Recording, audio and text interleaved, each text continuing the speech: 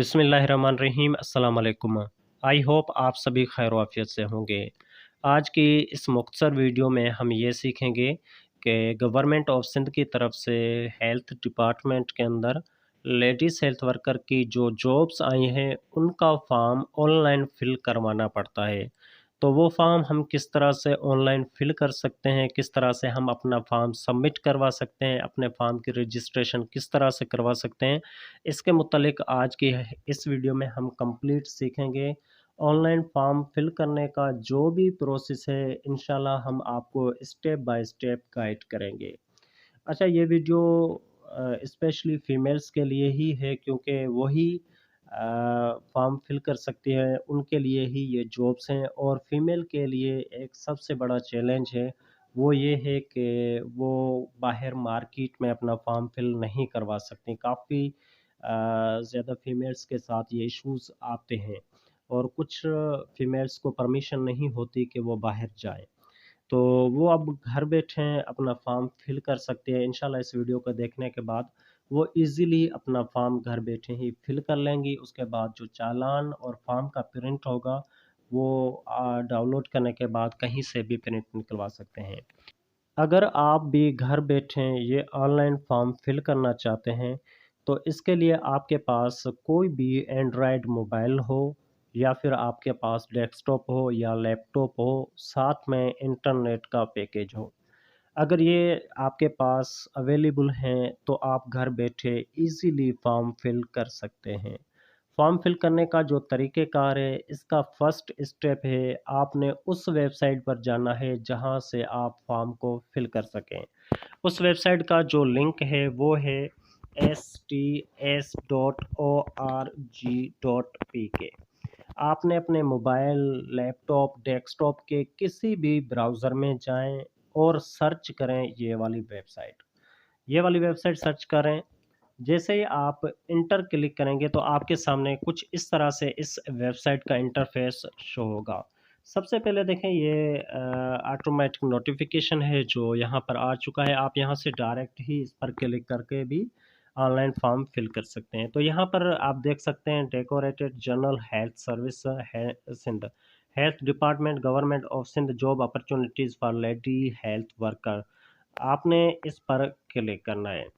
जैसे ही आप इस पर क्लिक करेंगे तो आपके सामने कुछ इस तरह से एक और इंटरफेस शो होगा, एक और विंडो ओपन होगी। तो यहाँ से आप देखें लिखा हुआ है डाउनलोड एडवर्टाइजमेंट। आपने यहाँ से अगर इनके एडवर्टाइजमेंट डाउनलोड करनी है तो वो भी डाउनलोड कर सकते हैं। इनकी इंग्लिश में भी एडवर्टाइजमेंट होंगी, इसकी उर्दू में भी एडवर्टाइजमेंट होगी। जो भी आप डाउनलोड करना चाहें कर सकते हैं। अदरवाइज़ हमें यहाँ पर अप्लाई करना है तो यहाँ नीचे लिखा हुआ है अप्लाई ऑनलाइन, हमने इस पर क्लिक करना है। जैसे ही हम इस पर क्लिक करेंगे तो हमारे सामने इस तरह से एक फॉर्म ओपन होगा। अब हमने इस फॉर्म को एहतियात से फिल करना है। इस फॉर्म को फिल करने के बाद ही आपका ये फॉर्म फिल होकर सबमिट होगा और इसके बाद आप इस काबिल हो जाएंगे कि टेस्ट दे सकें। तो सबसे पहले आपने काम करना है, यहाँ पर ladies health worker almost select है तो ये सिलेक्ट ही रहने देना है। यहाँ पर अपना नाम लिखना है। तो यहाँ पर लिखा हुआ है नेम, आप अपना नेम लिखोगे। नेम लिखने के बाद नीचे लिखा हुआ है फादर नेम। यहाँ पर आप अपने अब्बू का नाम लिखेंगे। देखें, अपना नाम और अपने अब्बू का नाम ठीक सही स्पेलिंग के साथ लिखें जो आपकी CNIC पर मौजूद है। इसके बाद अगर आप शादीशुदा हैं तो अपने हस्बैंड का नाम भी लिखेंगे। अदरवाइज़ आप इसे स्किप भी कर सकते हैं। अगर आप शादीशुदा नहीं हैं तो इस बॉक्स को आप छोड़ सकते हैं। और नीचे लिखा हुआ है CNIC, यहाँ पर आपने शनाख्ती कार्ड का नंबर लिखना है और उसमें डैश नहीं देना। यहाँ पर लिखा हुआ भी है इंटर CNIC विदाउट डैश। आपने डैश के बगैर ही नंबर लिखना है। अगर डैश दिया तो हो सकता है आपका फॉर्म फिल ना हो, अगर हो भी जाए तो शायद आपको रिजेक्ट किया जाए। तो इस चीज़ को आपने जहन में लाजमी रखना है। नीचे यहाँ पर जेंडर सेलेक्ट करनी है तो ऑलमोस्ट ये फीमेल के लिए ही तो है, तो यहाँ पर फीमेल ही सिलेक्ट होगा। अच्छा, यहाँ पर लिखा हुआ है पोस्टल एड्रेस। आपने यहाँ पर अपना पोस्टल एड्रेस लिखना है। अब पोस्टल एड्रेस कौन-सा एड्रेस होता है? जो आपके घर का एड्रेस हो।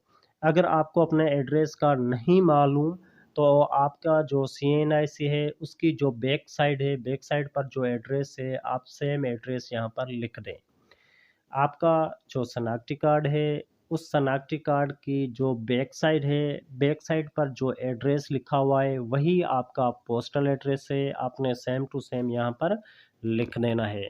इसके बाद है परमानेंट एड्रेस। अच्छा, परमानेंट एड्रेस भी आपका सेम ही होगा, तो आप वही सेम ही लिख दें। नीचे लिखा हुआ है डेट ऑफ बर्थ। यहाँ पर अपनी डेट ऑफ बर्थ लिखनी है, जिसमें सबसे पहले मंथ लिखना है, उसके बाद आपने डे लिखना है और इसके बाद आपने ईयर लिखना है। तो इस तरह से आप अपनी डेट ऑफ बर्थ लिखें। नीचे अपना मोबाइल नंबर लिखना है। याद रहे कि मोबाइल नंबर वो देना है जो कन्वर्ट ना हो, ठीक है? तो यहाँ पर देखें, रेड लाइन में भी लिखा हुआ है, do not give your converted mobile number. आपने अगर कन्वर्टेड मोबाइल नंबर दिया तो आपको डिलीवरी का एसएमएस नहीं आएगा। मतलब आपकी कब टेस्ट है, आपका फॉर्म सबमिट हुआ है, नहीं हुआ है, जो भी उनके नोटिफिकेशंस हैं वो आपको रिसीव नहीं होंगे। तो बराए मेहरबानी ऐसा मोबाइल नंबर देना जो कन्वर्ट ना हो। अच्छा, इसके बाद है गवर्नमेंट सर्वेंट। अगर आप पहले गवर्नमेंट की जॉब करते हैं तो यहाँ पर ये सिलेक्ट करना है। अगर नहीं करते हैं, आप फर्स्ट टाइम किसी जॉब के लिए अप्लाई कर रहे हो, तो इसे नो पर सिलेक्ट कर देना, ठीक है? इसके बाद नीचे है रिलीजन, आपका मज़हब क्या है? इस पर क्लिक करके आपने अपने मज़हब सिलेक्ट करना है कि आप मुस्लिम है या नॉन मुस्लिम है।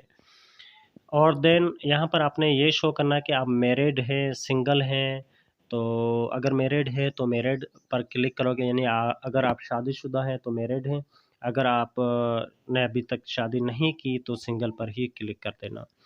और देन यहाँ पर डिवीज़न आपने मुंतखब करनी है, डिवीज़न लाज़मी आपने सेलेक्ट करनी है और अपनी ही डिवीज़न सेलेक्ट करनी है। काफ़ी स्टूडेंट वो होते हैं, काफ़ी कैंडिडेट जो जिनकी रिहाइश जो है किसी गाँव में थी या किसी और डिवीज़न में थी, लेकिन अब वो किसी और डिवीज़न में रहते हैं। तो जो आपके सीएनआईसी पर है, आपने वही लिखनी है। तो जैसे सपोज़ करें मेरी डिवीज़न मीरपुर ख़ास है, तो मैं मीरपुर ख़ास को सिलेक्ट करता हूँ। जैसे ही आप अपनी डिवीज़न सेलेक्ट करोगे, ऑटोमेटिक उस डिवीज़न के जितने भी डिस्ट्रिक्ट होंगे वो यहाँ पर आ जाएँगे। जैसे ही आप डिवीज़न सेलेक्ट करेंगे, तो इसके बाद आपने अब डिस्ट्रिक्ट सेलेक्ट करना है। जो आपकी डिवीज़न है, उस डिवीज़न के अंदर जितने भी डिस्ट्रिक्ट हैं वो आ जाएँगे। सपोज़ मैंने यहाँ पर मिर्ज़ापुर ख़ास डिवीज़न सेलेक्ट किया है, तो इसके अंदर जो डिस्ट्रिक्ट हैं उनकी लिस्ट आ चुकी है। तो हमारा डिवीज़न भी मिर्ज़ापुर ख़ास है और हमारा डिस्ट्रिक्ट भी मिर्ज़ापुर ख़ास है, तो मैं यहाँ पर मिर्ज़ापुर ख़ास को ही सिलेक्ट करूँगा। जैसे ही मैं मिरपुर ख़ास डिस्ट्रिक्ट को सिलेक्ट करूँगा, अब मिरपुर ख़ास डिस्ट्रिक्ट के अंदर जितने भी तालुके हैं उनकी फ़हरिस्त आ जाएगी कि आप मिरपुर ख़ास डिस्ट्रिक्ट के कौन से तालुके में रहते हैं।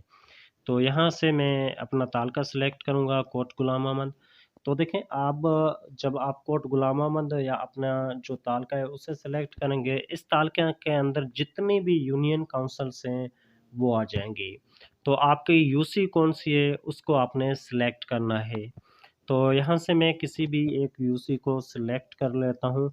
यूसी को सिलेक्ट करने के बाद अगर उसका कोड होगा तो वो ऑटोमेटिक यहाँ पर आ जाएगा, अदरवाइज़ इसे एस्केप ही रहने दें। एंड देन आपने अपना विलेज सेलेक्ट करना है, वो भी आपने लिखना नहीं है। इनके अंदर अपनी यूसी के जितने भी विलेज हैं उनकी फ़हरिस्त होगी, तो आप अपने विलेज का नाम देखें और उसको सिलेक्ट कर दें। उसको सेलेक्ट करने के बाद यहाँ पर पूछ रहा है कि आप कौन से ज़िले में, कौन से डिवीज़न में टेस्ट देना चाहते हैं। तो यहाँ पर अपना ही डिस्ट्रिक्ट सेलेक्ट करना, जैसे मैं मिरपुर ख़ास से बिलॉन्ग रखता हूँ, तो मिरपुर ख़ास का ही सेंटर सेलेक्ट करूँगा कि मेरी जो टेस्ट है वो मिरपुर ख़ास में ही हो। तो मैंने यहाँ पर मिरपुर ख़ास सेलेक्ट कर दिया है। इसके बाद आपने पासपोर्ट साइज़ की जो तस्वीर है उसे यहाँ से अपलोड करना है। यहाँ पर जैसे चूज़ फाइल पर क्लिक करेंगे तो आप अपने मोबाइल की लोकेशन में चले जाएँगे, गैलरी में जाकर वहाँ से पासपोर्ट साइज़ की जो आपकी तस्वीर है उसे सेलेक्ट कर लेना। अच्छा, इसको सेलेक्ट करने के बाद अब नीचे देखें, यहाँ पर लिखा हुआ है STS will not issue roll number slip to these who have not given their academic record. अगर आप अपना एकेडमिक रिकॉर्ड नहीं देते तो इस सूरत में आपको स्लिप नहीं मिलेगी। तो यहाँ पर आपने अपना एकेडमिक ईयर देना है। जैसे इन्होंने मैट्रिक की डिग्री मांगी है, आप मैट्रिक पर ही अप्लाई कर सकते हैं। अगर आपने ज़्यादा क्वालिफाई किया हुआ है तो ज़्यादा डिग्री दें ताकि आपको तरजीह मिल सके। तो इसमें सबसे पहले अपने डिग्री का नाम लिखना है। जैसे मैट्रिक का साइंस डिग्री होती है तो आपने यहाँ पर साइंस लिख देना है। आप इसके बाद बोर्ड का नाम लिखेंगे। जैसे मैं हमारा बोर्ड मीरपुर खास बोर्ड है, आपका जो बोर्ड हो उस बोर्ड का नाम लिखेंगे। अगर आपको बोर्ड का नाम नहीं मालूम तो आपकी जो डिग्री है उसकी जो मार्कशीट है उसके ऊपर लिखा होगा बोर्ड, BISE लिखा होगा। आपने उस बोर्ड को देख के वो बोर्ड लिख देना है। इसके बाद आपने किस टाइम में पासिंग ईयर, अब पासिंग ईयर मार्कशीट पर अलग होता है, पास सर्टिफिकेट पर अलग होता है और पक्के सर्टिफिकेट पर अलग होता है। जो आपका पास सर्टिफिकेट है उसमें देखें जिस ईयर में आपने पास किया है वो ईयर देना है, क्योंकि यहाँ पर पासिंग ईयर मांग रहा है। तो आपकी मार्कशीट पर दूसरा ईयर भी आ सकता है। ठीक है, 3 साल बाद मार्कशीट निकालोगे तो 3 साल बाद वाला ईयर वहाँ पर लिखा होगा। तो यहाँ पर अपने पास सर्टिफिकेट से देखें जो ईयर है आपने वो सिलेक्ट करना है कि आपने किस साल में मैट्रिक पास किया था। इसके बाद यहाँ पर आपने ऑब्टेन मार्क के आपने कितने नंबर उठाए हैं। अपनी जो मैट्रिक की मार्कशीट है उसमें आपने देखना है कि आपकी कितनी मार्क्स हैं, वो यहाँ पर लिखनी है।